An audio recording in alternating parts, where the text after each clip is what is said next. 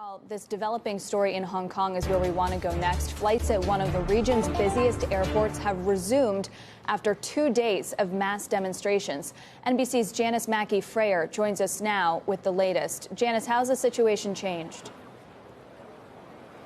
Well, things are definitely calmer today. The airport authority obtained a court injunction to prevent a repeat of the past couple of days where thousands of protesters had taken over the airport, disrupting operations here.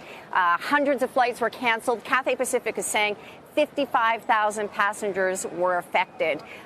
So the authorities are now restricting access to the airport. You have to be able to show a flight ticket or some sort of proof that you have a reason to be here. There are still some protesters, though. They're allowed to set up in this area just behind me, but they have been told if they cross those lines, so to speak, they will be seen as acting unlawful, and there is a stronger police presence here today.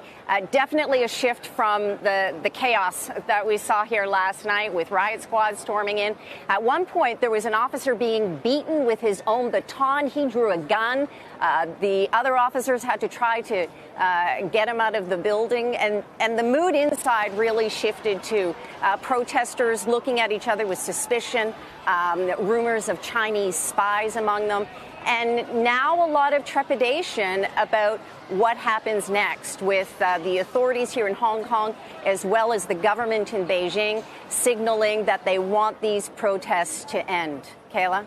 Janis, it's interesting that this de-escalation happens just as there are these images spreading of not only trucks at the border of Shenzhen and Hong Kong, but also now President Trump saying that he's learned that there are troops being sent to the border.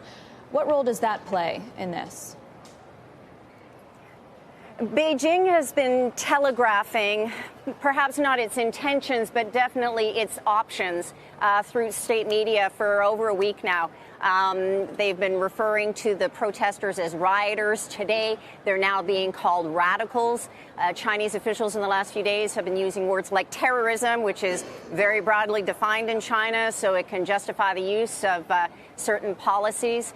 And then there were those videos of the military drills in Shenzhen that have been shown on state media. And we got word about an hour ago that there's going to be a special drill tonight at Guangzhou Airport.